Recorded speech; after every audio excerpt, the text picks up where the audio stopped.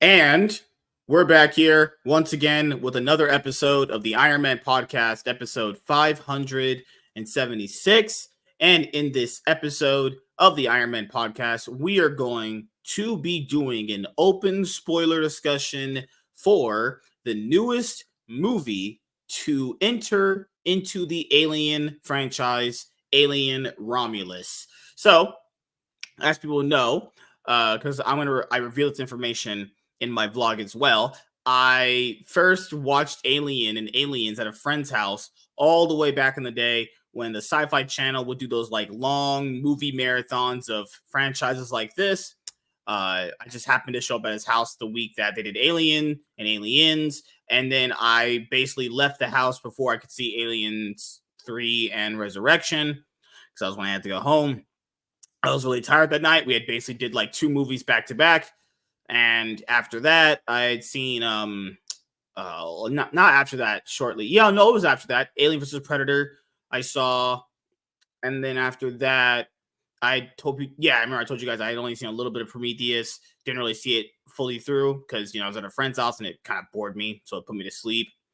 And then after that, I saw Alien Covenant in theaters. So yeah, Alien Covenant will be the first Alien movie I watched in theaters. But when I was a kid, I remember when Alien versus Predator was coming out and they played the trailer. Everyone knows the trailer. It's the one where the one guy is calling the alien a stupid motherfucker. So that was playing a lot when I was a kid. And then, I was like, damn. I think I remember we had an Aliens toy growing up, but that was pretty much it as far as just Alien in general. And then, after watching the first 2 movies, I thoroughly enjoyed the creature. I do love the movies, for what they are, So, it's always been a movie franchise where, it's always been super fun, super enjoyable. I like the comics too. I've peeped in on a few pages here and there of some of the trade paperbacks that exist for the comic books, actually, and I'll be reviewing those at some point very soon. But yes, joining me here in this episode of the Iron Man podcast to review Alien Romulus with spoilers is Mustard Man, Grey Poupe. What's going on, man? How are you doing? Hey, I'm excited to be here. I love talking about this franchise, man. My experience is kind of the opposite of yours. Really? When I was like when I was super young, we used to spend like summers at my grandparents' house, like me and like all my cousins, and he just was like a huge, I don't know, I guess you'd say like collector. He had like betas, he had like this wall of VHSs, he had like laser discs, and then like he was a new adopter, like DVDs and stuff. So when he started doing that, he was like, okay, I'm going to get rid of the tapes. I'll let each of the whatever cousins like grab a tape. I grabbed Aliens. I don't know why I grabbed the second one as opposed to the first one, but man, I like wore that tape out. Like I literally watched that way too many times. So that's kind of my intro to the franchise, if you will. And then I've seen everything that is in that franchise. And I used to collect like the Dark Horse comics way back in the day. Now, like they're all in the fun collections, which would have been much easier. I definitely caught them here and there, but yeah, super into the series, super into the expansion on the lore that each director, each film, each kind of take on it expanded it. Even the books, I remember reading a couple of them that really kind of expanded the Colonial Marines world, if you will. And man, just huge fan of it. And then when Ridley Scott came back with Prometheus, he never really appreciated kind of the areas that James Cameron and then everybody else kind of took the franchise. So he wanted to show his origin for it as opposed to kind of what was out there in canon with the books and comics and everything. And I don't know. It isn't everyone's favorite thing, Prometheus, but I got a soft spot for that, along with Alien 3 and Alien Resurrection, which people don't tend to like. I just see something really interested in each of one of these films, and then what he's able to do with Prometheus and then into Covenant. It's interesting. I wish he got a third one, so we actually got to see what his kind of vision of getting it to the Nostromo, to the first film that we know. But yeah, man. I guess I'm kind of a stand for this franchise in particular. It's one of my favorites. That being said, I do understand people's gripes with 3, 4, Prometheus, Covenant. I can get why people wouldn't like it. They Yeah, are so huge departures. for me, my biggest gripe with Alien versus Predator is that it has that thing where it focuses so much on the humans that by the time you even get to the alien and predator portion of the movie, it's basically by the end of the second act going into the third act, and you're like, the fuck did I I even do don't to get here? You think know?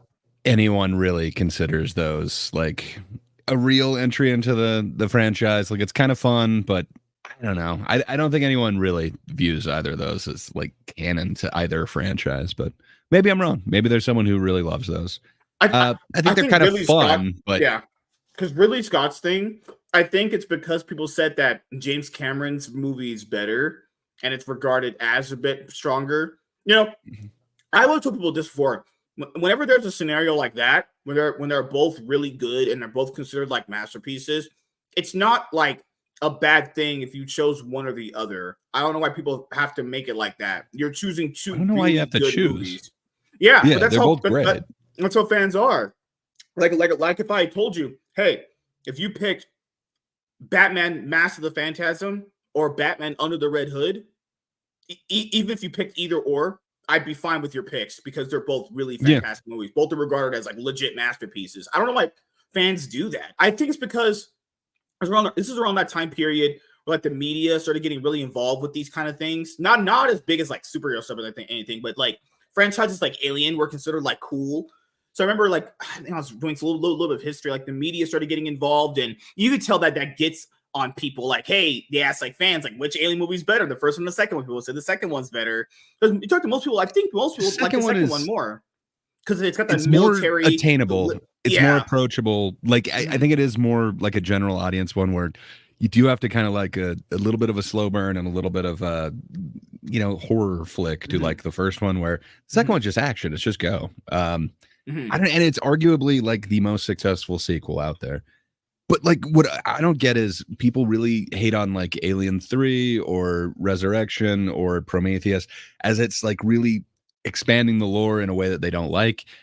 But I mean, that's exactly what Aliens did. Like if you look at the first one, the crew gets taken down below and somehow the xenomorph makes an egg. Like there isn't this queen thing. There isn't it's interesting. I don't think Ridley had considered anything that James Cameron was doing with like the queen, how the eggs got there, that there is this hive thing. But man, I love it. I love where he kind of took that. That's what I love about this franchise. I think there's a lot of really cool minds bringing extra things that really help to us, including what Fede Alvarez did with this one. I really dig the chrysalis stage that we didn't have prior to this, but now we get it, man. So I don't know. I guess I'm a simp for this thing. What I enjoyed about the xenomorph is like I don't know. I feel like that's an actual villain where instead of just straight up killing you, they'll just send out their kid. The kid will just impregnate you and then make another one of them out of you. I thought that was really cool concept, honestly. Like what a horrible way to die, actually. And then what I liked about every single Alien movie, even in like the ones that aren't really like as strong, that's still a very important concept of like they're never changing that. Like if even in this movie, remember like there's the part where they're like, "Can we help her?" It's like, no, she's fucked. That's it. It's over. That's how you make a villain impactful throughout the movie. It's like, no, this thing does something to you. It's over, or it's going to be super impactful. Like the whole acid thing that the creatures have. That's what I've liked through it's something that I've liked through all the movies, even in the Predator ones. They've kept some of their core aspects still intact. What I liked in Aliens was there's the part at the end where the queen kind of lets them go. People have this like back and forth of like, well, why did she torch the place if the queen let her go, or vice versa? Like, why didn't she just straight up kill her? It's because, well, people got to factor in we are technically going to like their house and invading in their space. So if they do kill you, it's not like because they're just maliciously killing people. It's more like you kind of entered their space first. So I would have to assume, based off as I've seen Aliens a few times, she's more than well enough in her right to straight up kill Sigourney Weaver's character, Ripley, because she's killing her babies, man. Yeah. I mean, come on. Or threatening them with a gun. Yeah. Uh, yeah, and Flamethrower. it's really fun, like the way that that's kind of expanded into the Mhm. lore too. A lot of the books and stuff kind of took it from there, including the comics, where Ripley's interaction with that queen alien, it seems to understand and fear the fact that she's got some sort of weapon. Her eggs are vulnerable. So they took that into, wait, they can communicate, they can understand us. So in the comics, like one of the lore that went on is they've got this series of, now I'm trying to remember exactly what it is, but essentially they're telepathic. That while they don't understand like our words, our language, they can read our feelings. So I don't know. It's kind of interesting. That's They actually kind of drop proven that. in a lot of the movies. They act like Yeah. really aggressive. They're like a great white shark. If a great white shark could run, honestly, and be a lot more intellectual, honestly. Because if you Yeah. have, but there are also some movies where isn't applied to them because they're not really always having Well, interaction. You know, the like even AVP in this ones, they one. make them pretty dumb. Oh, Like it's not the same. I yeah. like that they kept Mhm. the threat of these. Like the one scene that I'm thinking of specifically is they're about to leave like the med lab, and then Rain happens to notice in the little monitor that like, hey, it's there. Do you see it in the corner? And it just, it's hiding. It's waiting for them. I just thought that was amazing. I like that I like they're that part keeping too. them Yeah, somewhat smart in this. where he told him, "Hey, this has been hunting you. This has been stalking you." It's like, huh? They're actually this intelligent. Well, I would have to assume that a being that a predator, no pun intended, a predator of that high intellect would have to be stalking its prey. Like that's how most big apex predators are. So those are just things that I've liked about the alien character throughout the many years. I've always loved the design. I've always loved the way the villains worked in the movie. I love the way face huggers. Oh my god, man! Like it's so Yeah. cringe that if you go back and watch Covenant, because there's a part that they're literally just doing that research, and he like just sniffs in something from a plant, and he gets a face hugger inside of him. Why, by that logic, then why in the world did that not happen to all of them? Because if that whole planet's Whoa. infested with that alien goo around the atmosphere, if they all breathe in anything, they should be dead, honestly. Yeah. They would be eventually, essentially. They So there is kind of like some expanded lore, and I do wish that Ridley Scott got to make his third in this series, but apparently they were just using that moon as essentially like a chemical weapons manufacturing plant. So yeah, the whole thing was Mhm. fucked. Basically everything is going to kill you. The part that I don't understand in that one is where like there's like, what is it, like a essentially like a cobra or something Mhm. looking one, and like the one guy who you think you would be somewhat afraid of it, but he's just like, oh, look at how cute it is, and just like kind of Oh, bends yeah. down to do like the Gucci goo thing. Oh, I God. don't know. Like none of these films are flawless. Like one and two are the closest, but even then, you could probably nitpick some shit in there. But Well, the thing man, would be it like is one of going the in, most successful yeah. sequels ever. James Yeah, Cameron has because, two of those under his belt, and that dude is he had a streak, man. well, yeah, because going into the second one, same thing with like the Descent sequel. Most average people are going to be like, wait a minute, if you just escaped this hell, why in the world would you go back? But then again, you got to factor in she has an army this time because I think before in the first one it was only just a few people, like it was a skeleton crew essentially, right? If I remember correctly. So if you Yeah, factor they're in, just a if I bring tow in company. a bunch of military dudes with guns and flamethrowers, like there's no way they're beating you. Yeah, Yeah, but she wasn't like gung no ho to way they're kill blowing them. through that, right? Have Wrong. you seen the director's cut of Mhm. Aliens? It just expands it a little bit. Like you get to know a little bit more of No, I only Ellen's saw the theatrical backstory. cuts that were on TV. That one's Oh, okay. awesome. That is like the official one, but James Cameron just like Mhm, expands it a little bit in that kind of opening mhm, scenes where she is found and she's living in this new planet that's what 71 years after the mhm. Nostromo incident or whatever. Um, or maybe it's 60. I can't remember the exact timeline. Somewhere between 60 and 70 years after that.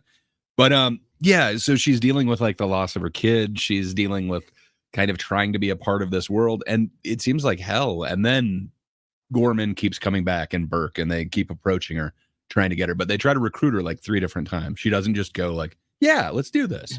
Mhm. It takes a while to convince her. So I don't know. It's a little bit more fleshed out, but I can understand. You want to get to the action soon, so ask her, and then she's willing to go. All right. So, everybody, just to let you know, so for movies like Alien Romulus, part of a bigger franchise, normally moving forward, I'm going to try and make sure these are done in a movie project form where we'd like watch and review the older ones into the newer ones. Now, if I don't have the time to get to a movie project for a franchise like this and Predator, which are pretty big, honestly, then once we do an open spoiler discussion for it later on down the road, when I do get to it, I'll just do a general movie review of it, you know. But just so you guys know, that's going to be what we're going to be doing here moving forward. So, but remember, just in case there's not always, sometimes I can always get to everything because I am pretty busy. So, yes, let's start with this movie. So, for anyone who doesn't remember, after Alien Covenant, I know a lot of you guys saw that in theaters and you were really disappointed, and I was too. And Alien backstory was revealed, and I wanted to get a rope and hang myself because it was just absolute giga garbage. They actually announced. I disagree with you, man. There's some really cool shit going on there. You like give it another try. Like you like the whole idea, not the goo, but I like David. I like the whole idea of the synthetics. I like Peter Whalen's search for immortality. There's some really fun ideas that are in there. There's some things that I don't like as much. I'm not a huge fan of the engineers. I'm not a huge fan of the goo, but there's some interesting ideas in there. This is something that's been banned for me throughout some of these Alien movies is like, okay, if they're robots, if they're essentially like androids from like Dragon Ball Z, and they like, are they more inclined to have emotional attachments, or they're more inclined to actually not have emotional attachments? Because some of them, like, they always kind of play with it a little bit, which is kind of odd sometimes. And that's the real question. That's what the whole David and Walter thing is about. Supposedly, David thinks that he's having feelings, that he's actually experiencing emotions. And then, Walter comes in and tells him that, that is one of the errors in his programming. And they have fixed that with his model. So it is kind of interesting. Apparently these synthetics were more human at one point, and then they keep becoming less human until we meet like Ash. But after that, we meet Bishop. And, he seems somewhat human to me. It's really an interesting thing. I like the synthetics in this world. And then by the time you get to like Resurrection and you get Call, man, it's an interesting world. What can I say? I like the whole idea of the synthetics in this and the whole argument of, I guess, what makes us real. I think Prometheus and Covenant do a really good job of kind of exploring that. I wish we got the third one in there. But I guess we're going to get, what is it called? Alien Earth or whatever, the FX series later. And it's going to cover Weyland-Yutani kind of creating synthetics. So it might cover some of that ground.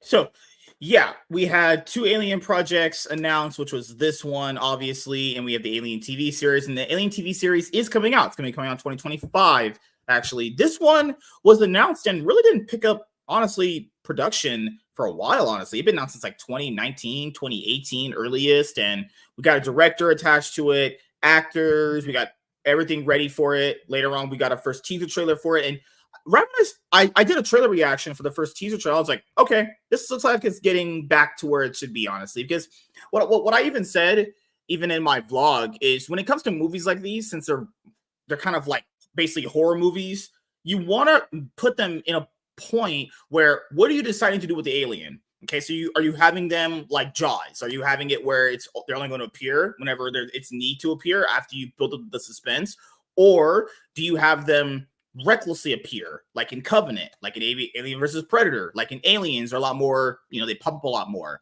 So also, you can tell from the trailer that they were going back to their roots. Obviously, this movie is set in between Alien and Aliens. It's called an interquel, as people call it. But I'm going to be completely honest here, because I know even some people that we have around here are like, I don't want to watch this because, it doesn't really matter in the grand scheme of things. I'll be honest with you guys. With most Alien movies, just being frank, all the characters die. Okay, outside of like the main one. Most of these guys bite the dust by the face hugger. Or the alien itself. Well, it's a horror movie. They are fighting the perfect life form. I mean, how do you take on the perfect life form? Are you going to win? Definitely not. No. I don't know. It's still a story of hope and humanity. But yeah, man, I dig them all. But I can understand people saying like, there's 2 movies. That's it. Fair enough. I know when I first saw 3, that wasn't how I wanted it to start. Unceremoniously killing 2 people off screen. That's pretty fucked, especially 2 main characters, 2 beloved characters. But I don't know. It was kind of pointed out to me recently. Is there like a kind of a happier ending? Like Hicks goes out where he does kind of fulfill part of he's Mhm, saving Ripley, he saved Newt, he really was a hero and he found like a relationship. mhm. He's going out kind of happy in this world where think of everybody else that dies. And then Newt, she lost her family and everything, but she found Ripley. She kind of found a new mom. She found someone that cares for her. I don't know. Again, compared to every other death we see in these series, it's not the worst. Like, I guess, Yep. maybe take me on the crash. So then along came Alien Romulus. So if you are watching this on the replay at 20 minutes and 35 seconds in, if you do not want to be spoiled, don't watch any more past this point. Go, I don't know, have sex with your wife, go to a park with your kids, play with them. I don't know what you're gonna do. Just don't watch anything past this point. Now, if you don't care about spoilers and you still watch regardless, because you just like there's some weird people out there where they'll want to have the thing spoiled for them just to hear if it's good enough to go and see in theaters. So if you're like that, then you can just stay. Or if you just don't care and you're gonna wait till streaming anyway, then it won't matter either. So let's get into it right now. Alien Romulus, Deal. open spoilers. All right, so I'll start with Gray. I'll just quick general thoughts before we start talking about anything else. What is your just general thoughts about the movie? Your general feel of it? Good, I overrated, bad, absolutely love solid? it, man. Okay. I see a lot of the criticism out there. I get it. I think a lot of it is a little harsh, a little too harsh. When I'm seeing Mhm, like the audience score and the critic score, that seems more like it to me. It's mhm, not a perfect movie, but goddamn, did they get closer than mhm, anything since two. To me, I think this is my third favorite in the franchise so far. And I've mhm. only seen it a couple times where like everything else I've seen way too many times. So I don't know. It may go up, but it's hard to beat one and two. So we'll see. But yeah, I don't know. I feel like there is a lot of unfair criticism for it. And I don't think a lot of things are getting praised as much as they should. Just everything about this is pretty much what I want out of an aliens movie. It has the Mhm, right aesthetic. Just everything looks right. They went back to this kind of retro futuristic thing that both Ridley and James Cameron did. Just CRT screens mhm, everywhere. It does not look, advanced. Our tech looks more advanced than this. It's just so great. Fede Alvarez went back to mhm, the original tapes that Ridley was using for all the sounds in the Nostromo, and almost every one of those is brought back from the dead, and is just it makes it this completely immersive environment, and it feels so right compared to. mhm, I know they were going for something with three, like they're this other planet, this mining prison planet, or refinery prison planet.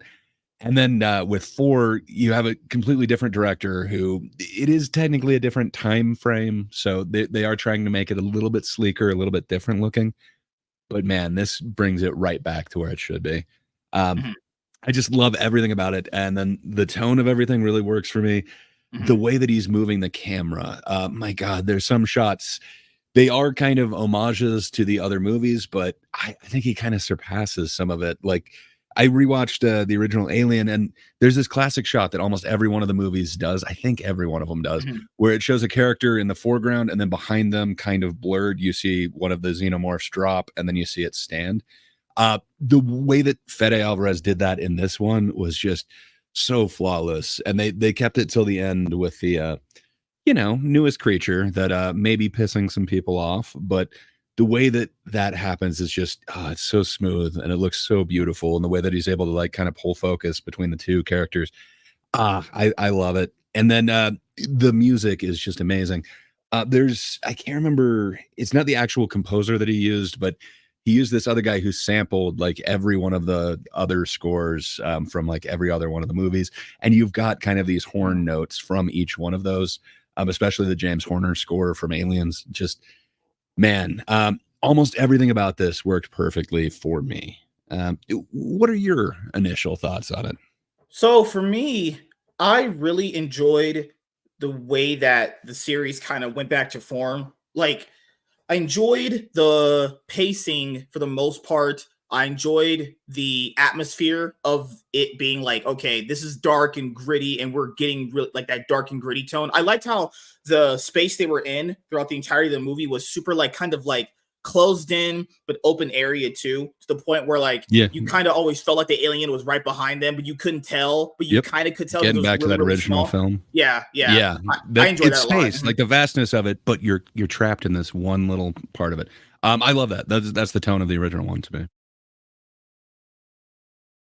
After that, I also really enjoyed the feeling of like the alien just kind of being anywhere at any time. I also thoroughly enjoyed the facehugger more in this movie compared to like some of the other ones. Because I felt like the facehugger now had time to breathe because that was actually a threat. Because in some movies they just kind of kill him really quickly with flamethrowers and shit like that. But in this movie, it was like, no, there's a scene dedicated to be like, hey, you can't move, don't move a certain way, or if your body's this temperature, then they're actually going to come after you. That was really, really cool. Honestly, I really There's a enjoyed couple that. of them. There's the what scene, and then there's also the Yeah, room where they have to raise the temperature. Yeah, I dug it a lot, man. They act kind of like slow and kind of doped up when they first come out of the cryo sleep, and that kind of calls back to two actually, where they mention that you feel kind of hungover when you come out of the cryo. Or was that one? Anyway, they do reference it in the movies that when you're coming out of the cryo sleep, you kind of feel hungover. So anyway, I thought that was kind of an interesting depiction.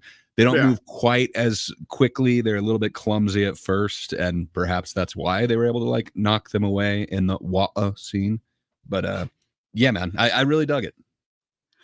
Like I could understand where the criticism is coming from, but for me, that's not even what the criticism is. For me, because what I also enjoyed about the movie was like the atmosphere. It felt like we had a doom and gloom atmosphere because that's how I think most of these movies Mhm. are. I think that's how most of the comic books are like that too. This isn't some Yeah. world where like things are like great and happy. It's mostly like industrial complex. Scientists got big egos and they're trying to like use the xenomorph to advance the human species or some shit like that. Oh god, it's always all that. Good lord. Yeah. I What mean, that was else? always going on in an undercurrent in all the other films as well. So I'll I say really the dig that. set designs. I cannot praise the set designs enough. Actually, the set designs Yeah. were great. Like it, God, you could tell. I mean, some of it's probably CGI or a lot of it's practical effects. Most people said it is practical effects actually, but the way he made the movie look, as far as like you could tell, you could feel Yes. yourself in the room with these guys as they were actually going through it. That's what I liked, actually. Yeah, and you're right about the practical. That is the other thing that I didn't praise. I'm sure there's like many other things that I should be Yeah. praising about this, but yeah, dude, they went to painstaking efforts to make anything that they could make practical, to make all the ships actual miniature models, so that they did it the same way that both James Cameron and Ridley Scott did it in the original. In Alien 4, they went with a lot more CG stuff. It doesn't have that same impact where he went back to the roots of the franchise, and it looks like the others because he really kind of spent the time with that. But yeah, the facehuggers, they are practical. I think they require 6 people to operate it, but yeah, they're all on like wires. Each person has like a different leg that they're doing. Man, it's awesome. It comes off very intimidating, and then they're able to use CG to just kind of augment it, which is The what that is score was perfect really for. good. I like was this for your showing too? Did they have the subtitles on? No, I at times I kind of wish they did. I know the first time I saw it, I had a bit of trouble understanding Bjorn, the Wa'ok Yeah, guy. Just yeah. he's got a bit of an accent. I actually had But no, subtitles on. I don't know if like I had a that wouldn't different be bad. copy. Yeah, so it would tell you right when the music were playing, and also the music was really good. The actual score was great. It fit I right loved it. perfectly in line with the movie. So one of my favorite scenes in I the think it's my movie. second favorite score Let's in the see. franchise. One of my favorite scenes in the movie was when one of the facehuggers actually attacked that bald Chinese lady, and basically was Navarro? yeah, where it was basically constricting her, and they didn't know she was fucked. So they're acting basically like most people would like, wait, what is this thing doing to her? And then the other character, forgot his name. Oh my god, the one android robot that was like half split open. Andy. Yeah. Oh, sorry, Rook. The other Rook one. was the one who Yeah. was split Rook open. Sorry. basically tells them, they asked him, hey, what can we do for her? They're like, nothing. She's screwed. And they don't believe it. They They're realized disbelief. Yeah, but they realize like that dude is also an asshole. So they ask Andy, they're friendly one, and he's like, yeah, freezing it might work. So that was awesome. I did like how they were kind of both androiding it up there and kind of doing the calculations. Like, well, there's a whatever percent chance that she may live.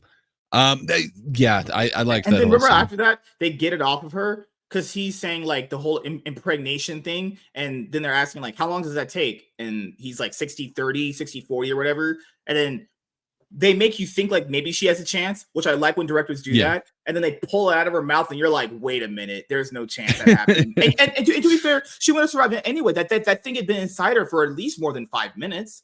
There's just no way, honestly. So that's the thing. Like, you're most likely correct. I mean, I wouldn't let anyone on my ship if they had a face hugger on them, but fair enough. Just it's a little unclear as to what the gestation period is, and then when you find out the later stuff that Rook had been messing around with the goo and specifically was speeding up development in it, perhaps these aren't the same face huggers that we know from the past either.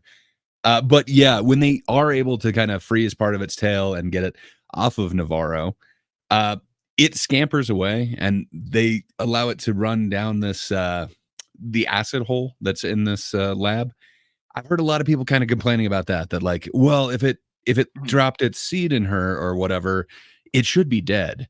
If you think back to when that's happened in the other movies, like even the first one, like when the facehugger comes off of John Hurt, they can't find it. Like it doesn't just die on him and just shrivel up. Instead, it like kind of runs away and then hides with these other wires and then falls on Ripley. But I don't know. I don't know that it couldn't scamper away. But yeah, it's a little That's unclear. Just a horrible way to die. What a terrible way to die. Holy crap. God, it's terrible. In the second one, you do see some dead face huggers around the feet of the people who are cocooned near the nest. Yeah. So perhaps if it doesn't have to, it won't scamper far. But technically, you don't know that it isn't still about to die. Yeah, and it just ran away like an animal. I love face huggers, man. They have one mission. The alien tells them, actually kill this person, impregnate them, leave your seed, leave. They're basically like worker bees. I'm pretty sure that was an inspiration for them too. Kind of. I know both queen. Ants and bees kind of are. Yeah. Ridley never had the concept of like the queen thing, but yes. Ever since James Cameron got involved in it, yes. But it kind of depends what lure you're listening to. The facehuggers might have a secondary purpose. Apparently, they can choose whether they implant you with the queen seed or a regular one. So I don't know. It's just different, but that's not really lore in the movies. So fair enough. That was one of my favorite parts. There was one part where you could tell that the black dude who was playing the android, it was Andy, as they call him in the movie, where he could have got her out of there.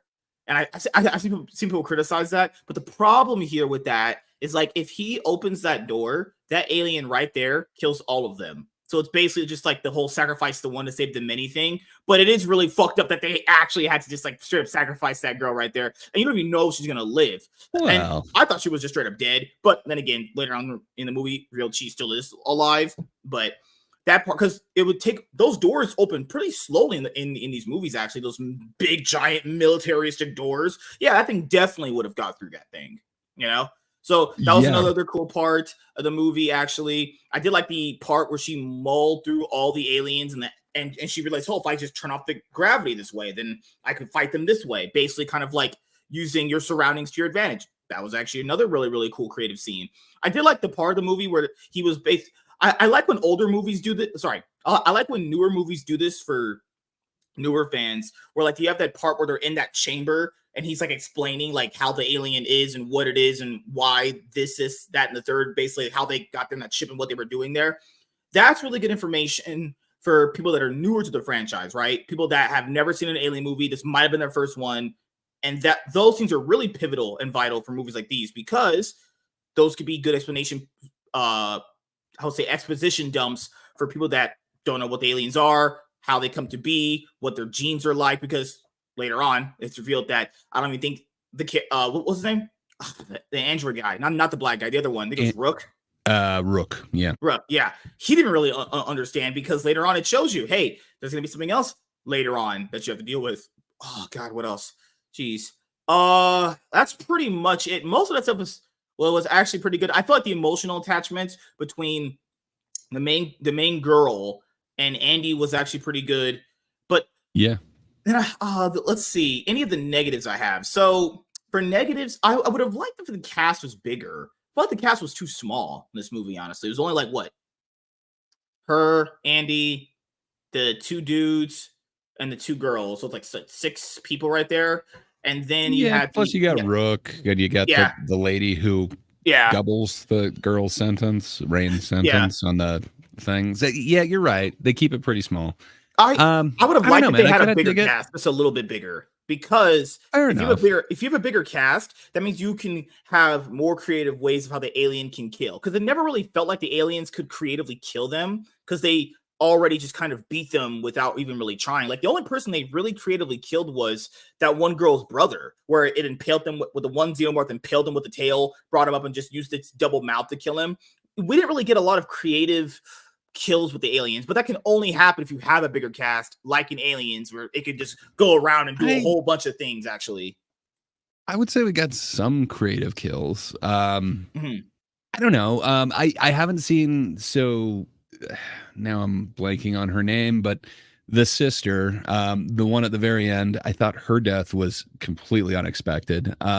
It makes sense. Like they linger on Mhm. that painting, the Remus and Romulus painting, where the child is suckling on somebody who died of the Black Plague, where this there happens to be kind of a recreation of that when the newborn tries to feed from its mother who has taken the the black plague, if Mhm. you will. um I don't know, it's kind of interesting. I thought her death was interesting, if you will. It was a little bit creative, and then I thought Bjorn, the Waa guy's Mhm. death, Okay, I he thought was that was just kind of stupid. interesting too. He just offed I don't himself. know, man. He just Come killed on, you himself. find a Walgina, aren't you gonna cattle prod it a little bit? Probably not. He knows Knowing those you, things are I dangerous, and he just walked up and killed himself. Oh my kind god, of. Yeah, so but funny. I thought actually seeing the way that the acid took him out was Yeah, I like that. Yeah. interesting. Before it was kind of just like one spray and the guy like screams. I'm thinking like Drake, I'm thinking Hicks. Well, it didn't kill Hicks. It was still just kind of like one spray and then you kind of scream and then that's it. Yeah. But to really see him like, first off, like, okay, after you get stabbed in the eye, why would you just drop under the thing that you know is dripping acid? But whatever, I'll let that go.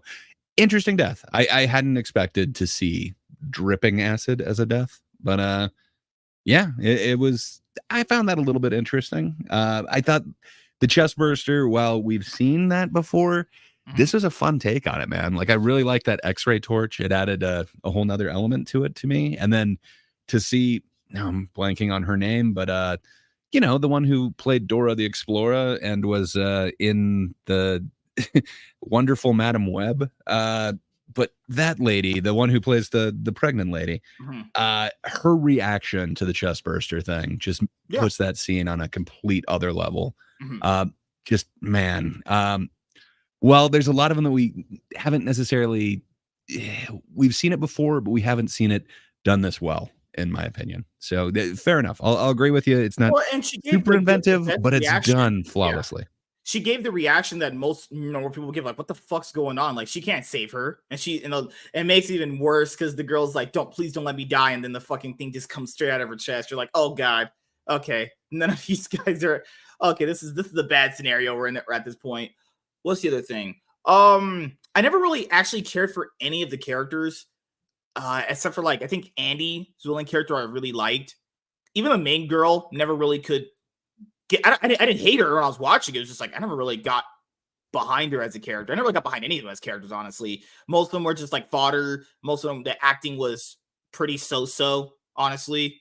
I think that's where most of the I criticism was coming disagree. from, the actual cast. Like the water guy, oh my god, kill that guy. He was phoning Bjorn? it in. Bjorn. No, man, he's not phoning it in. He's an asshole. You hate that guy. You want to hate that guy. There's Yeah. layers to this.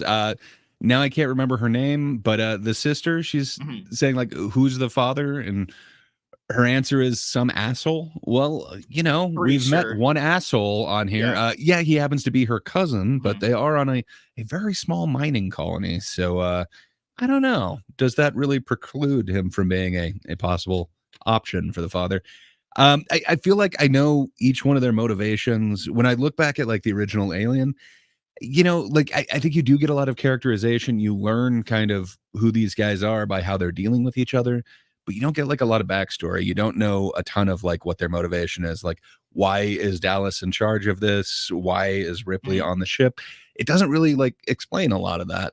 Where I think we got a little bit more of that here. I feel like I know all of their motivation. They're in this hopeless mining situation, and they literally got like their contract doubled for no reason. It's going to be like an extra 6 years for Rain, Kaylee Spanny. But Mhm.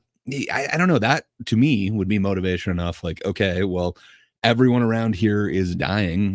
My Mhm. parents died of the whatever Lyme disease from the mines. And then, they have that warning playing that if you have a cough, report to the sick bay. It really kind of sets the tone that this is a hopeless environment and that you're probably going to die here, given that you're here long enough. So I don't know. I can understand why they would want to try and you know steal cryopods. Get the hell out of here. Leave this Wayland colony. Yeah. I don't know. I got a lot of characterization from each of them. I feel like I got to understand like Kaylee Spanny isn't really supposed to be here. She's not really needed, but they need Mhm. Andy. And the only way that they can get Andy is for Tyler, who used to date Yeah. Rain, to convince her to let them borrow her brother. And then they'll let her take the cryo whatever sleep for 9 years. So I'll ask I don't you, know, man. I feel like I know the characters and I like their acting.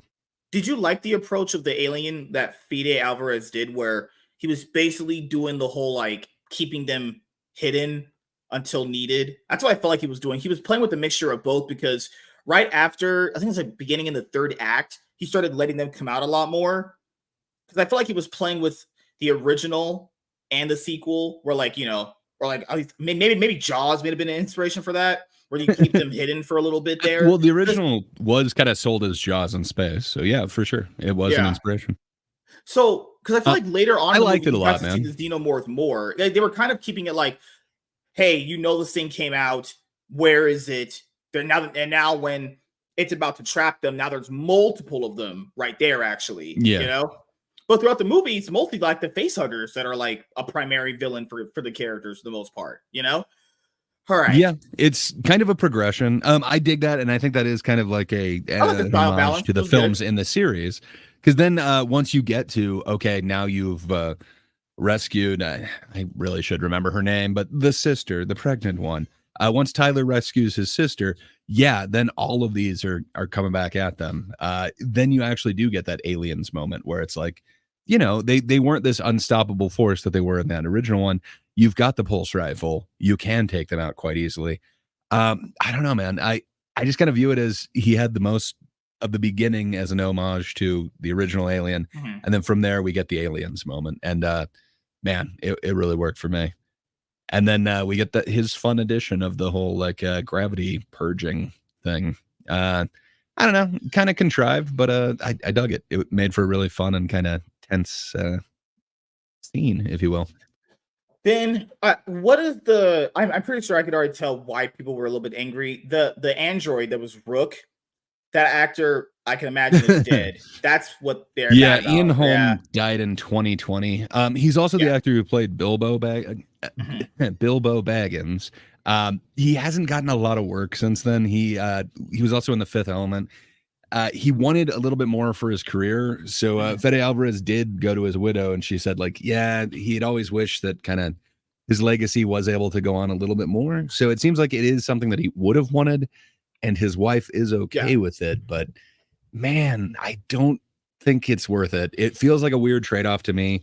Yeah, it's a shorthand that, if I don't you're feel like we familiar with the needed other him. films, you know that Ash is not Yeah, a good robot, yeah. but it does kind of take a little bit away from the whole David Walter thing because Mhm. it seemed like these synthetics were kind of one offs before, not like a whole series of it. Mhm. But with Rook being a science officer as well, it's like, okay, so they've got a science officer model that they're just sending out on all of these. Uh, so I don't know. It seems weird to me. I kind of wish they didn't do it. If they just made another, Mhm. any android, any synthetic, I think it Yeah. would have worked just as well. But I guess it's a trade-off for that shorthand that you're not supposed to trust this character. He doesn't have their interest in mind. But man, that is some of the worst CG I've seen. That is hands down the worst effect in this entire movie is the Ian Holmes face on that thing. It is just unsettling. For me, I don't even think you really needed him, honestly. Like, this could have been just a No. different random android that could have just did it. The dude that played Andy is the best part of this thing. Like, and Yeah. kind of the same thing with Ash. He has this really fun turn in the first one. Bishop is just like amazing, and Call is like amazing in Alien 4. I don't know why they didn't just get a new person. Like, I really don't know why they a had random to go back person. They literally all he had to do just get a new actor to portray a character that is only going to appear in this movie to just give the info about what these scientists were doing on this specific ship, trying to do what they're doing with the alien, to explain what they are. That's all the character really did. I mean that's And then the character and they got an actor. Yeah. They got an actor to do the voice to kind of impersonate Ian Holm, and then they changed that a little bit digitally afterwards. And they also used him a little bit for, I think, the mock-up of it, and then they did the whatever face swap over it. And they also had a prosthetic like dummy that they used for it. But man, just use that actor that you hired to do, the actual acting in it. Like, I don't know. It's really unsettling. I thought the deep fake technology was there, but yeah, this convinced me it's not. I'm not as scared of seeing fake politicians and shit. This was pretty obvious. Just it was really unsettling. That's one of the aspects I would change. There's a couple other ones that I think are pretty egregious that I do wish they had changed. There's an entire the elevator scene at the very end. Just I really hate a lot of what's going on there. The anti-grav part was really cool, but I don't know. You've got the gravity turns back on, and all of a sudden Kaylee Spanny gets caught by the alien, but it just like grabs her. It doesn't use that tail spear that we've seen it like take out like 4 other people with. Instead, it just grabs her, like a monkey grabbing onto a branch, just a prehensile tail.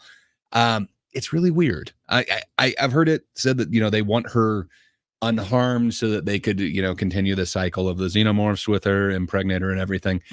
Fair enough. I don't think they give a shit whether, you've got a shoulder wound or something like that. Like, it usually stabs the person like through the shoulder. You would still be able to get face huggered or whatever. So I don't know. That to me rung a little untrue. And then, man, like the next scene after that where Andy ends up doing that horrible line where that seems to be everyone's problem with it, that get away from her, you bitch. Just, man, his delivery on that. I understand he's supposed to be unsure and he's supposed to be, like this somewhat broken android, but man, that did not work for me. It really took me out. It just felt like such fan service. I don't think they need to just keep bringing in the lines from other movies. Kind of each time they did that was a little less effective to me, culminating in that one. Just, man, if he just said, get away from her, like, that's perfect. It's a callback. It's not the line exactly. And then you don't have that horrible part where, like, really, I've heard a couple people kind of justifying that as saying that, Bjorn, the Walk guy, calls Andy a bitch like 3 times in it. So he's just calling back to the name that he was called earlier. It's like, maybe, but I don't know. Just for me, that didn't work. And then just throughout that entire scene where Kaylee Spanny takes out like 10 of these xenomorphs and there's just that blood circling, none of them get like a drop on them. Like her and Andy get through there practically unscathed. I think she has like 1 scratch on her face.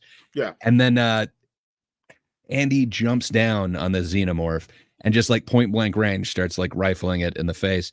I think he would get some acid sprayed back at him from everything that we've on his seen. So feet. Yeah, something. Yeah. Something. So I just wanted them to be a little bit more harmed, a little less, plot armor on that. But all in all, that's not that big of a deal. I feel like I've got a couple more gripes with. I don't know. What did you feel about that whole kind of So for me, scene? When they were in the chamber talking to Rook, because my even just adding on to what you said, I don't know why they went through that with that character in general. Literally, I repeat this: all you have to do just cast somebody new just for this movie, just to give the info about the xenomorph. That's it. You didn't even need to go through that. But I get it. They wanted to make this a callback to the original and potentially the other movie because this is a movie set between them both. So I understand it from that logic, but just going through all that just to do, because people didn't even like that when they did it for the Flash. You know, like I didn't like that when they did that for the Flash. It just feels like it's just some cheap shock humor for nostalgia reasons. And is that really like something you really want, honestly? You know? It does feel weird to And he had essentially even perpetually own an keep in mind, actor. Like in Alien Romulus, you he was here longer than Christopher Reeve. Christopher Reeve was only just in a slight cameo that was like 2 seconds. He had like yeah, what, good 5 minutes of screen time, actually. It was think way he longer. yeah, I think he had more screen time than Navarro, maybe a little bit more than Bjorn. Mhm. It's hard to say. The So wall guy. in the in that part of the movie, after he gives the information about what they were doing with this ship, what they were doing on the ship, and they were testing on the xenomorph, they had come to this conclusion that they had tested something on the xenomorph on rats, and then it would like basically cure them. But then, because I know a lot of people will probably forget this because it happens really quickly. As the characters leave, because they realize that the big xenomorph is hunting them, there's this little scene right there where he didn't even know this because it's not on the screen because he's on a different part of the screen. The rat that he says that whatever that goo that he gives it, it actually died. So it's hard to explain for people that don't even know how this works. So basically, they were testing something with the xenomorph to basically see if it was compatible with humans. But as people know, when it comes to like scientists, they do it on rats first. Later on in other It's scene, the black goo, though. Yeah. Like apparently he was able to synthesize Mhm. this non-Newtonian fluid that's inside the xenomorphs, and it is that black goo. He was able to like Yeah. somehow synthesize the black goo out of it. So he wants to try that with different life, and he tries it with the rat, and it seems to at first bring it back from the dead, and that's the only part that he shows them. But yeah, it does kind of, once that scene ends, it kind of lingers on the cage that we had just seen in the video. And yeah, that rat turned to an enormous size, and it looks like it suffered immensely. And it it looked didn't like go it turned well into for it. a rat-sized xenomorph, and then because like that was like foreshadowing to something later on. I thought it was that typical scene of like, oh, this guy and this group of scientists just didn't really fully look through what was actually going to happen to the end. It kind of felt like in the footage that they had seen it work and they had just left it alone. But that's a typical movie thing where someone leaves something alone thinking that it worked and it didn't work. And then later on, I think that's the case though, because Ash is talking about it like in the first one where he talks about like it's the perfect life form, and then Rook also mentions that exact same thing, like it is the perfect life form. I think he knows what it does, and he's just trying to get it essentially saved so that he can further the experiments for Weyland Yutani. It's not going to be him specifically, but he wants the company to be able to recover this because, you know, they're looking for the perfect workers, the perfect space travelers, which humans are not. We're too frail.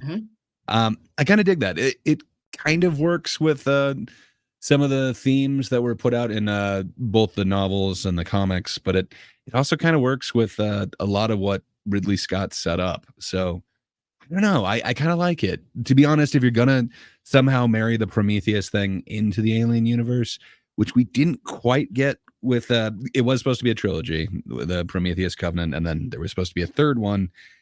But I don't know. I kind of like this as that third one where that's the way that we're kind of marrying it. That, you know, it still doesn't explain everything that happened before. The space jockey that had the eggs in his ship, that is not due to David. That's not due to anything that Rook is doing. That's its own thing. That's way before. But Rook has been dealing with this stuff, and he's kind of changed it. And that's why these face huggers, perhaps their gestation period's a little bit faster. He does also mention that with his experiments, it was working on accelerating growth, which is kind of interesting. And then perhaps that's why things seem to be going a little bit quicker in this particular one. Imagine this, a rat-sized xenomorph. That would be horrifying to look at. That would be I mean, people hate Alien 3, but depending on which version, whether you do the theatrical or the I forget what it's called, assembly cut, it does change which animal gets xenomorphed. But initially, it was the dog. There's a Rottweiler that turns into it, and man, it becomes the runner alien. It's a quadrupedal instead of bipedal one, and ooh, that one's scary. Fast. I could just imagine a rat, like a slightly smaller one of those. But dude, that kills like an entire prison colony. It's pretty awesome. So yeah, or if you watch the assembly cut, it ends up being an ox. So it's So a little different.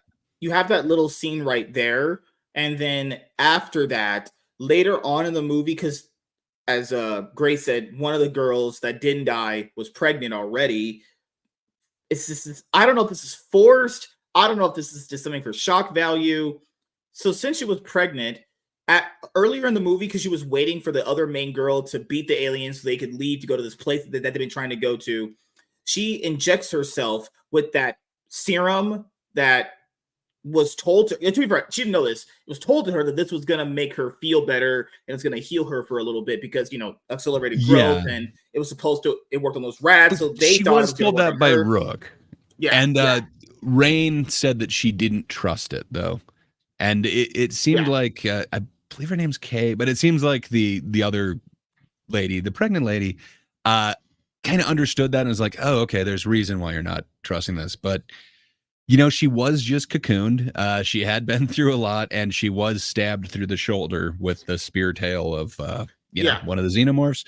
So she wasn't doing good. Also, she's pregnant, Yeah, it's one of and those scenarios where it's like desperate situation calls for for desperate measures, right? That's the saying, I she's think. fallen down a couple times too. I don't know if you remember when she first leaves her ship, she like Yeah, I falls remember. down and like hits like two shipping containers. Yeah, So I she don't know. was She's just been having through it bad hell. the end. Yeah, she Yeah. was having it bad the entire movie. And then toward the very end, guys, after they actually beat all the aliens and they, as in every alien movie, you throw them out of the cargo bay into deep space because they can't survive in deep space because nothing can survive in deep space. This other plot twist happens where the serum causes Whoa. something in her body. So she, So before we get to that, like, yes, that yeah, happens, but it is kind of a staple in alien movies to have a fourth act. Like in the first one, like Nostromo blows up. Like, cool, she's in the escape pod, everything's good. But then it turns out there's something else there. In Aliens, like, they defeat the queen, they nuke the planet, and everything's good. And then all of a sudden they land, and hey, the queen suddenly stowed aboard the ship.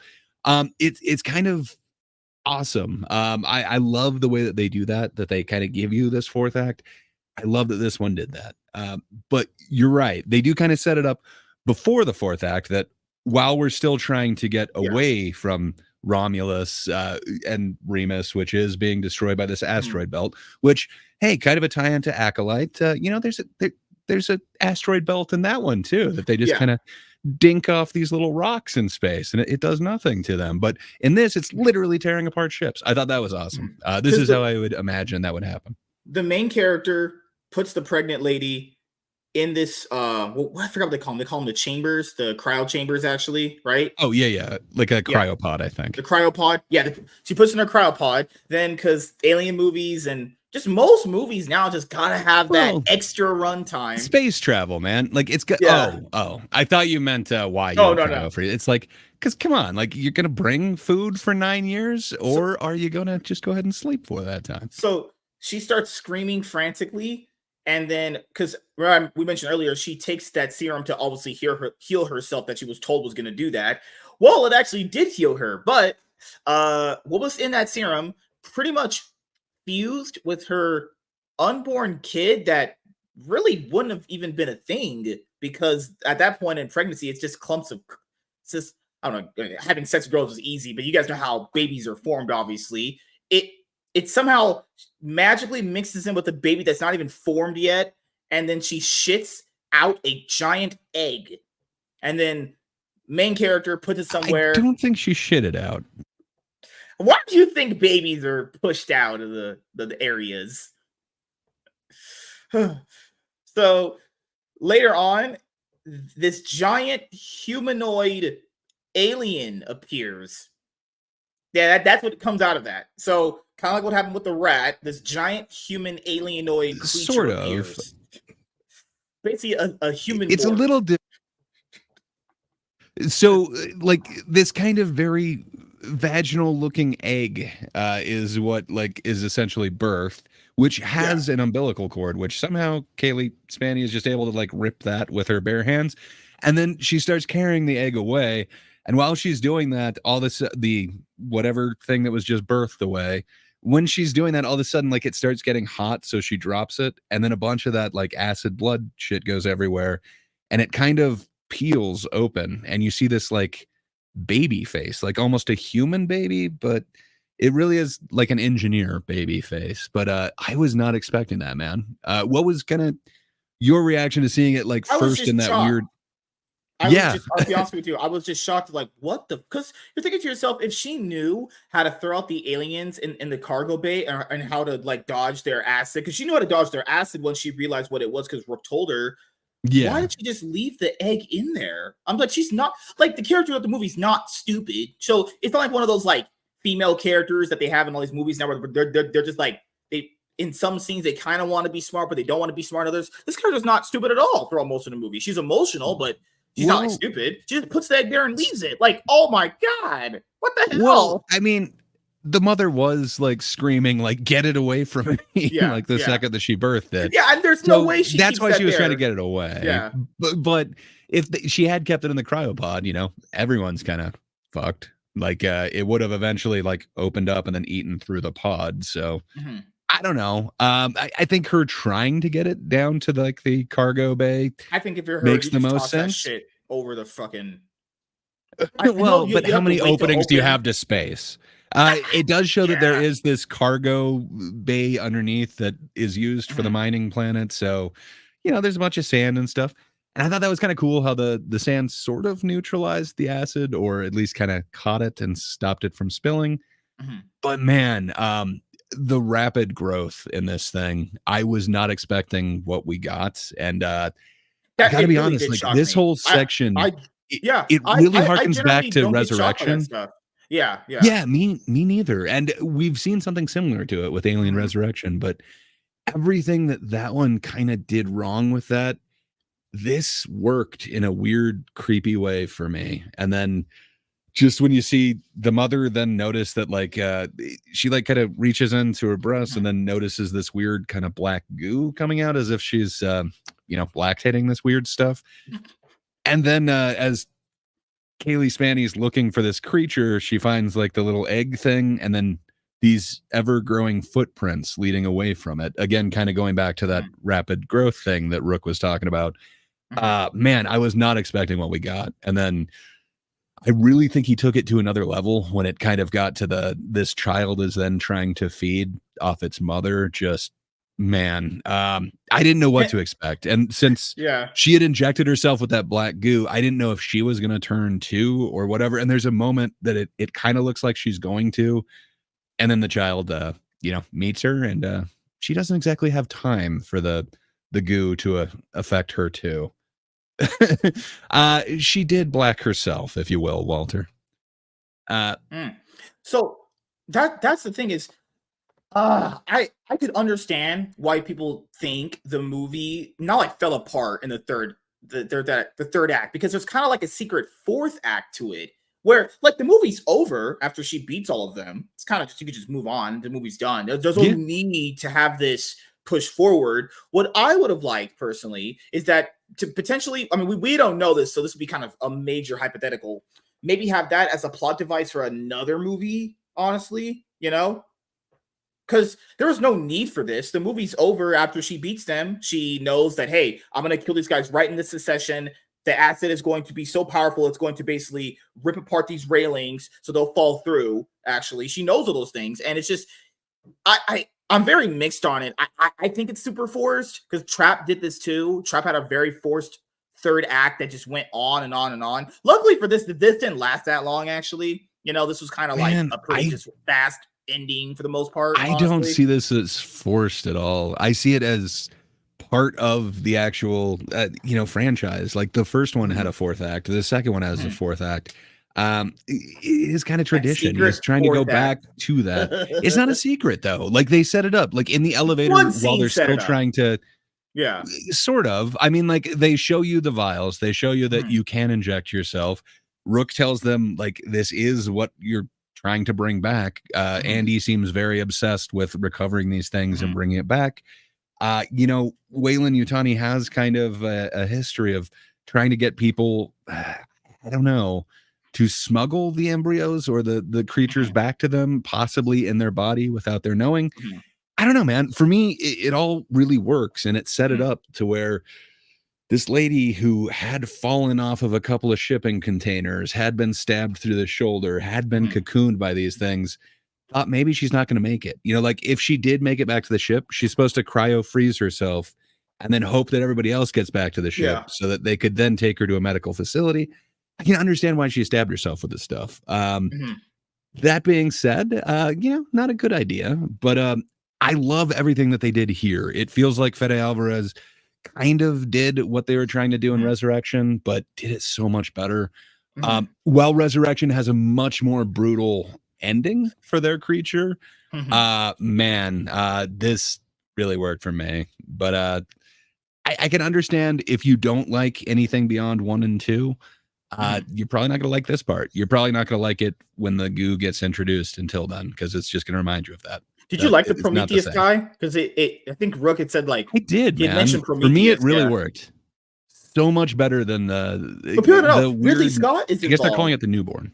Like I don't know how people don't understand. Like even from the first teaser trailer, it gave Fede Alvarez the credit of Don't Breathe and Evil Dead, and it said literally producer Ridley Scott. So people think Ridley Scott didn't have any influence on the movie. You're a crackhead. They were thinking about doing the third Ridley Scott, like the third in the Prometheus trilogy, but like they kept getting less and less return on those. The second one didn't exactly make back the money, but Fede Alvarez did go ahead and he was playing Alien Isolation, and that kind of gave him the idea for this. So he pitched it to Ridley Scott. Like it wasn't like he pitched it to Fox or 20th Century. Instead, he pitched it like directly to Ridley, and then that's how you get. Okay, these producers are on board. How do we get this? So from the beginning, it really was, Ridley was very involved in it. See, that's pretty much it for me when it comes to this movie. As I said before, I like the score. I like the pacing. I did like the ominous atmosphere. I like the set designs. I did like the cinematography. That was actually really, really good. My major flaws with the movie specifically would be that we didn't get to see enough creative alien kills, and that's most because there's just not a lot of people in this movie compared to the other ones that I've seen. So you don't get a lot of creative alien kills, and there's not a big cast. I think just adding a few more people would have just made it a little bit more interesting. We want to just make the alien. It's not really what the alien movies are about, though. I like alien killing creatively. It's so fun. But like that isn't really what happens in the first one or the second one. I mean, like, I guess by the time you get to like Resurrection, you've got like Dan Hedaya getting like double jawed in the back of the head, and he like reaches back and pulls out part of his brain. I mean, like those get a little creative, but like in the first one, it was either face hugger or like you kind of get hugged by the creature, but it doesn't really show anyone actually get killed. Yeah. And then in the second one, director was doing because he wanted to make it a balance of. You don't really want to see the xenomorph until it really matters that they actually have a pivotal moment in the plot to move it forward. Because it was mostly just like the facehugger scaring people. I like the scene where they were running from the facehuggers based off their body temperatures. Now, to be fair, that was a weird one too, even though I like the scene because they actually could have just got out of there. And then they're just like standing for like no reason. It's like, you could just like get out of here right now. But then again, there would have been some other bullshit of now they trip over something and now they all chase after them. So, that's pretty much it. I mean, I didn't really care for the main cast all that much though. I think Andy's character was the best, honestly. I'm not the hugest fan of the female character. I feel like a lot of them are just pretty meh as characters outside like the main two. And Rook was okay, but I just didn't feel like he needed to be in the movie though. They could just got anybody else to do it, honestly. The impact is the same though. It's just telling you what they were doing. And this is the alien for all the new. That scene right there was just for all the new fans, just in case you had never seen an alien movie. Did you really need him though? If we're gonna using him for that. It's like, I don't know. That's kind of fucked up. Yeah, I think if I could change 3 things about it, I wouldn't have those lines, the kind of callback things. Like, you don't need to have a previous line from a previous movie in here. Yeah. If you're gonna do that, like make it close. So like, get away from her. don't add the you bitch part. Like just that's all you have to do. It Did you works like with the what he's dialogue doing. in the movie? A lot of it I did. Mhm. The only parts that I didn't like were when they kind of tried to call back. Some of it worked for me, like with Rook, like where he's calling back, like my protocol doesn't allow for whatever. Maybe that's something that's programmed into them. Like he is synthetic, so maybe that works. But like, I don't know. The get away from her, you bitch. There's like 10 other ones where they're kind of using the same dialogue. It just that didn't work for me. Mhm. But anytime they're actually talking, like, yeah, I don't know, it worked for me. I dig it. Mhm. I like the characterization in this. I don't think that there is zero characterization. The other part that I'd change is that Mhm. whole like elevator part. Just man, that didn't quite work for me. Kaylee Spanny should have gotten some sort of injury. It shouldn't have just gripped her as gingerly as it could have. And then yeah, I really wish they didn't have Ian Holm as Rook. If I could change those three things, I think this would be damn close to a flawless Yeah. film. I understand if people don't like it. Like it looks like Walter doesn't like that the fourth act, if you will.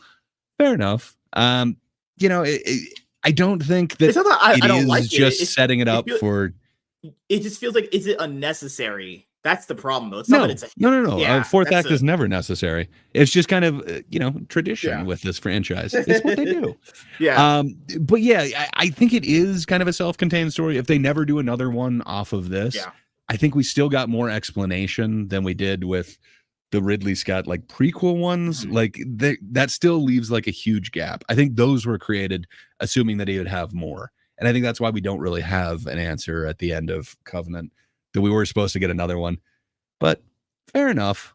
Yeah, I don't know. Like everyone's mileage is going to vary on this thing, but yeah, I can really understand people not liking it if you only like one and two. There's like 80% of this movie that you're going to love. And then, the fact that there's that other 20%, you're probably going to hate it. But to Yeah. me, as a fan, and I can see things that I love in Alien 3, I Oh, can see no. things that I love in Yeah. Resurrection. Mhm.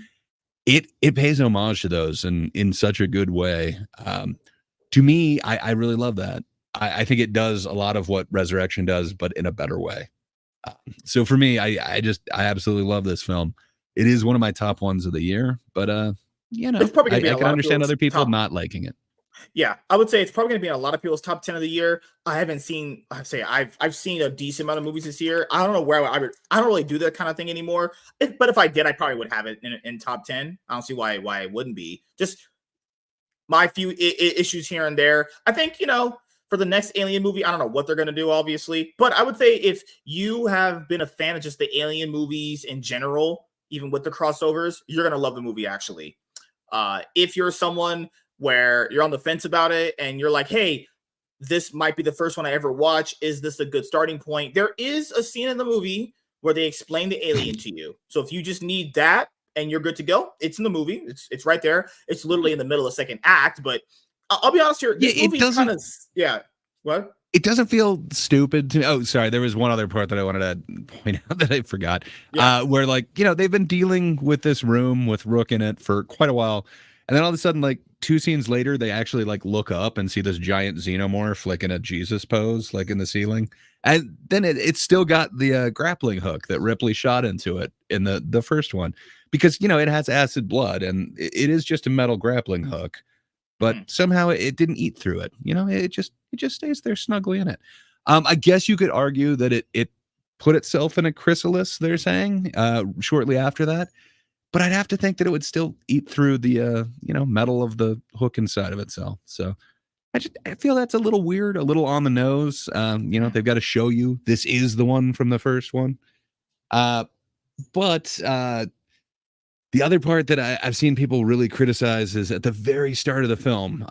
You can see that there's this ship that is Mhm. picking up this debris from the Nostromo, and it has picked up this. They're calling it a chrysalis, and apparently the song and the score is something about the chrysalis. So that's what they're calling both Mhm. this and that wall gina that happens later are both chrysalises now, a new stage in the xenomorph Mhm. development. But I kind of dig it. But I guess a lot of people are complaining, like there's basically a nuclear explosion of the Nostromo in the first one.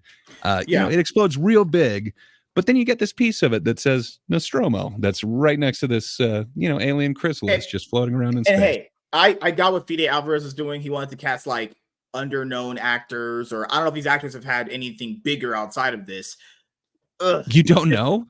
I Dude, didn't. Madam Web. Come on. The pregnant lady was one of the spider chicks in Madam Thank Web. you. I'm glad I didn't need to know And that. then on top of that, Kaylee Spaney, the lead in this, she was the lead in Civil War earlier this year, and then she also played Priscilla Presley in Priscilla. Yeah, she's like the only she's one. having a hell of a year, man. She's had she was in Civil War, Alien Romulus, Pacific Rim Uprising, Bad Times. Yeah, we're not going to talk about that one, but she was in Priscilla, man. She played Priscilla Presley. Yeah. If you're asking me, I would say if you're an Alien fan, if you just like the movies in general, just what they are, I go to the theaters and see it. I don't think why there shouldn't be any reason why you wouldn't, unless you're gonna wait for streaming. Because I'll tell people my golden rule: don't wait for streaming on this. If you yeah. want to get another movie that is quality, that they actually take the time to make the environment, to put a lot of effort actually into it. do quality sets, to actually do practical effects, you're not going to get that if you just wait till this is on streaming. Please go support this movie. Even if it's not your favorite movie, it's not going to be your least favorite Aliens. I can almost guarantee that. But if you've never been into the Alien movies, this would probably get you into them, honestly. And this is not a movie where you'd have to watch like all the other ones to understand it. It's in between the first one and the second one. So all you would need to do is just go watch the other better masterpiece level movies, honestly. So you'd be doing yourself a favor in that case. But yeah, that's pretty much it. Let me see what people are saying online, actually. Oh no! Oh my god! I can run through some of it because I've been watching like nonstop. No! I have of this film right here. Okay. Let me, because we had about a good another 10 minutes where I got to go do Wednesday top G's. Okay. Or, Wednesday power bottoms. Well, I keep seeing that. Oh, nice. Audience rating 3.8 out of. But that's out of 5. People. So yeah, that's okay. How many of these do you want to do? Okay, so we'll do a few 5s, and we'll do like a few ones that don't have 5s. Wow, I heard good buzz about this, but was blown away by just how much love and care was given to every frame of this film. I agree that it was really good. The actual filming techniques were great.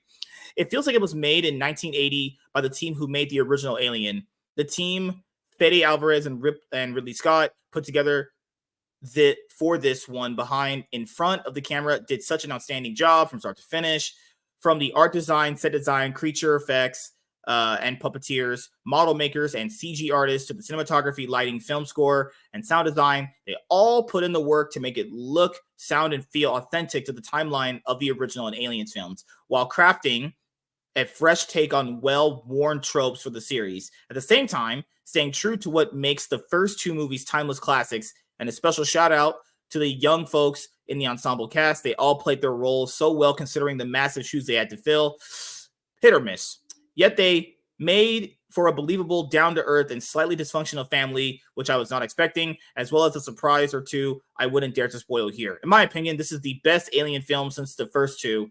Well, you understand, the other ones are considered like some of the worst movies ever made, so, not a high bar.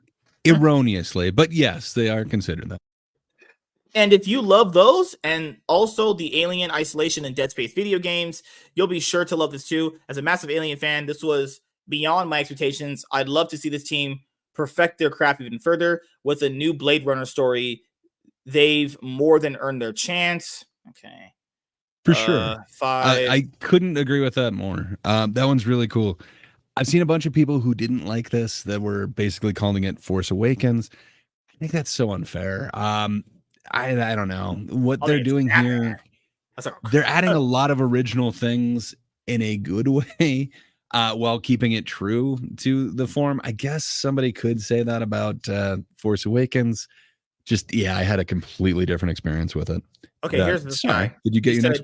I watched Alien Romulus in the theater over the weekend. Let me state that I am a longtime Alien fan, having seen all the movies in the franchise multiple times over the years. Like a lot of rabid Alien fans, my 2 favorite movies were the first 2 installments in the series, like everybody. Everything that came afterward, including the prequels, Prometheus, and are as confusing and bloated as it was, at least did attempt to break new ground and take the franchise in a different direction. Just did not measure up to the brilliance of Alien and its first and best sequel, Aliens, which were both such uniquely groundbreaking films. Based on the prior positive reviews, along with the hype that came with it, I went into Romulus with high expectations. I thought the young actors were capable and held my attention, especially the two leads characters of Andy and Rain. The set pieces, lighting, music, creature design, special effects, and cinematography were top-notch. Mood, suspense, pacing, and action checked all the right boxes. Overall, this was a very solid effort and a good looking film to boot by Fede Alvarez. Where this back to basics movie fell flat for me, beside the obvious plot holes, was that it leaned too heavily on nostalgia to get it to the finish line. For example, the spoiler CGI cameo appearance of Ian Holm making a return, as it added nothing new nor advanced the viewer's understanding of the aliens' mythos in any significant way, as the director essentially played it safe by rehashing and inserting similar plot points, including signature dialogue from Alien, Aliens, Alien Resurrection, and Prometheus, into his latest installment. It was as if... You missed Alien 3. There's Alien 3 in there, too. Hello? Aliens. Are they around me? I'm just kidding, guys. I have to entertain you. It was as if the makers of the film intended to reintroduce and excite a new generation of moviegoers, hoping they will give a second look to what has become a flailing franchise by enticing them back into the theaters with a shiny new movie loaded with the greatest hits of its predecessors without getting too heavily into the weeds. I thought this latest installment had a little lighter tone given its lame attempts to insert humor into the proceedings compared to its predecessors, which would allow it more broader appeal. And I would describe it as a watered down Aliens 2.0. If I had to grade it, I would give it a C+, B-, and rank it as a solid third best after Alien and Aliens in the series. Yeah. I don't disagree with that. He's not necessarily wrong. So the other criticism that I've been seeing is that this is basically just a cover band. Mm-hmm. They're just playing the Aliens hits and it's just fan service. I couldn't disagree with that more. I think anybody could be a cover band. You basically need to know. Oh, wow. The 1-star one. I'm excited to hear that one in just 1 second, but anyone could be in a cover band, you know, like all you. Oh my God, that goes on for way too long. You can't read that. But yeah, the cover band thing, I think that's so disingenuous.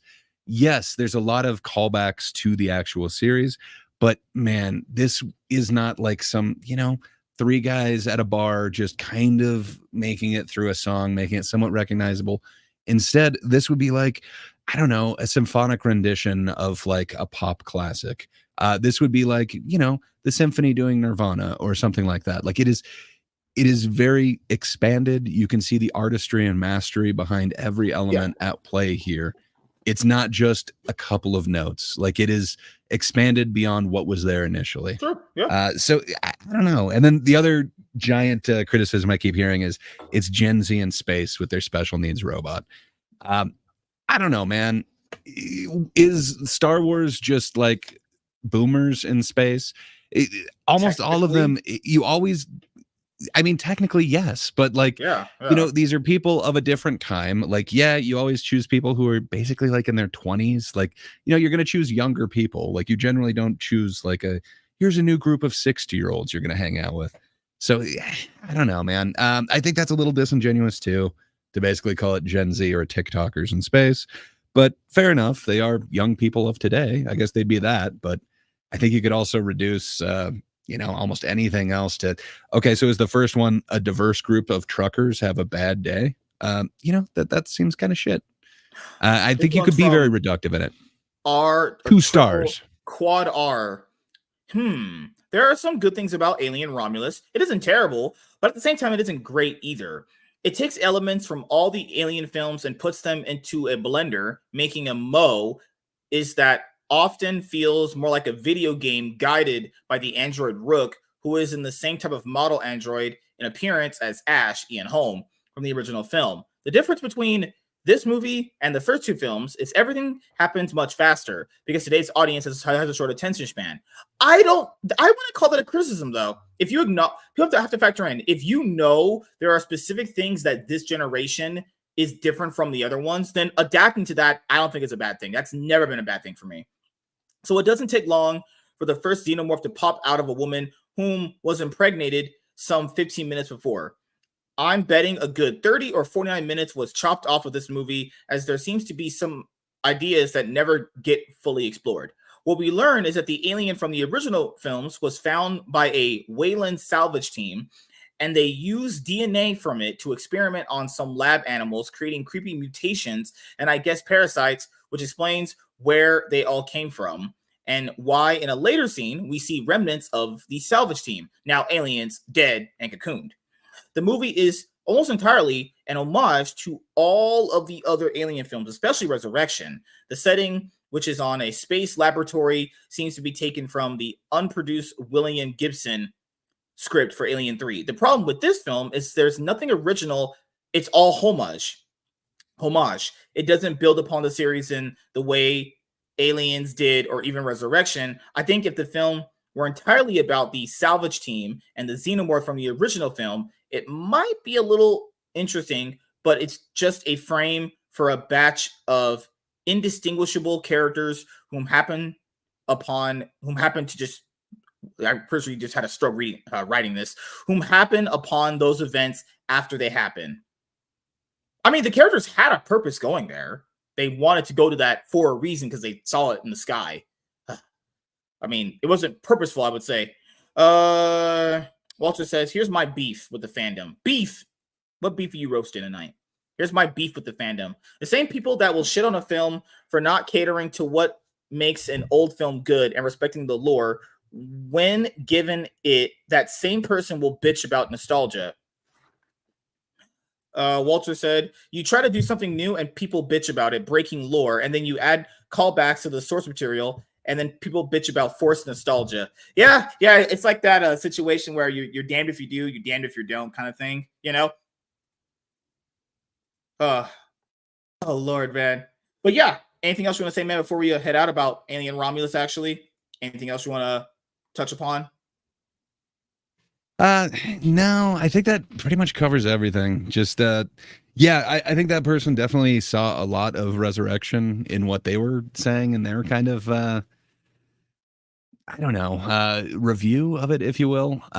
There's one way that you could see that. I would have to think that if this salvage team, if it's mainly about them, you know, they would be getting the same shit from everybody saying like, this is too close to the original one. This is a salvage team now instead of a tow team. Like, it's still a ragtag team that gets taken over. I don't know. It could be cool, but you know, I really like what we got, and I do believe that it's at least my third favorite entry into this entire franchise, and it may be working its way up. Again, the more I see it. I definitely want to see it again in IMAX. I hear they did actually shoot it in IMAX, so you're supposed to get more of an experience. So I would like to be even more immersed in this. So looking forward to it, man. I think on on Rotten Tomatoes, it's like an 86% audience, and I think it's like 81 critics or something like that. That's probably about where I'd go with it. It is pretty damn good, but there are some flaws in this. This is not a perfect movie, but man, it is one of my favorite ones of the year for sure. And it is definitely one that I'm going to go back and watch, where most of them this year, I don't see myself viewing them ever again. But yeah, well, any final thoughts for you, MSK? No, overall, really solid, enjoyable, fun movie. Actually, there are flaws with the movie. I understand what people are saying. I noticed these things too, obviously, when I was watching it, but I don't think the flaws overshadow the good that the movie offers itself. Honestly, the only way that would happen is if the story was so unbelievably bad and the characters were so unbelievably stupid that would make it more apparent. But no, I think it's probably going to be in a lot of people's top 10 movies of the year, which is fine. Actually, I think this was a thoroughly enjoyable movie to watch in theaters. If you are an Alien fan, go and watch the movie in theaters. And if you have not watched an Alien movie, this is a good one to kind of get into, because it'll have scenes. Support it in theaters.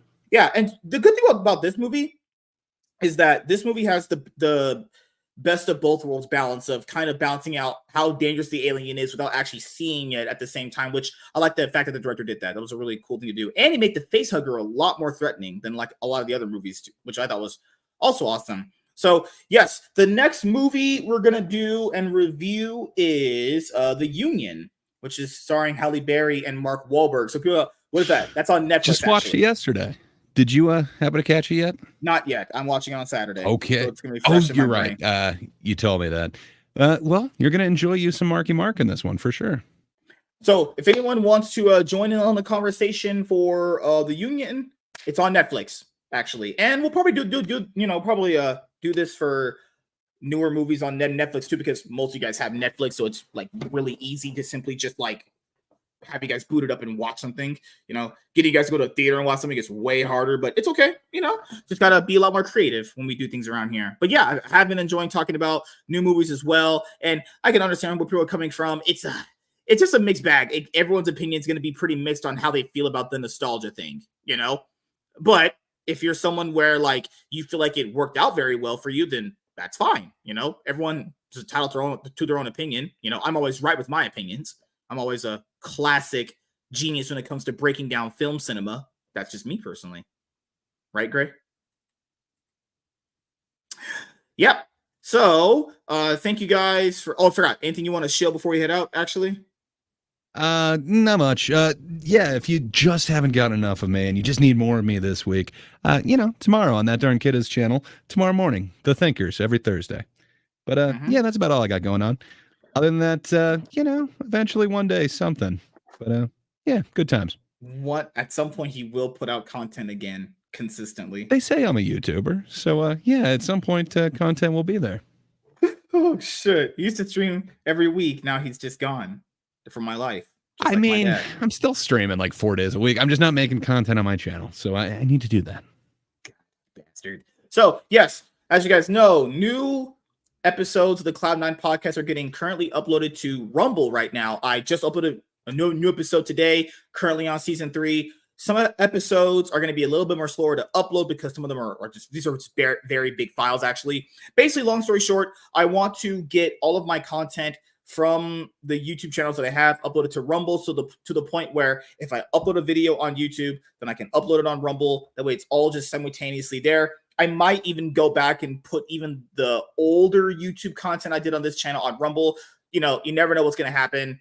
Just want to make sure all my content is safe. But when I get all the new content to Rumble and everything set up on a consistent schedule to the point where I have one video coming out and, the other video coming out, I want to make sure it's all synced up. But at some point later on down the road, I will actually put my older content out on Rumble, but things have to fall in line for that to happen first. Or maybe I just take a chance and just leave things where they are. New episodes of the Iron Man and Cloud9 podcast getting uploaded to the podcasting platforms. So for me, I know I've been kind of behind on that, but don't worry, new episodes on there will drop. So just in case you can't tune in to the show live and listen live, you could just listen to the show on your favorite podcasting platforms, and new content is going to be dropping. Like I said today, starting from yesterday, Tuesday, August 20th, 2024, I will be putting out more content consistently. So I don't know how many videos a day you're going to see. I'm going to start with like one on both channels, or at least one on one channel, and then work my way up to building up that consistency factor, because consistency is key. So yes, thank you guys for checking out this episode of the Iron Man podcast, and we'll see you guys in the next one. Goodbye, everyone.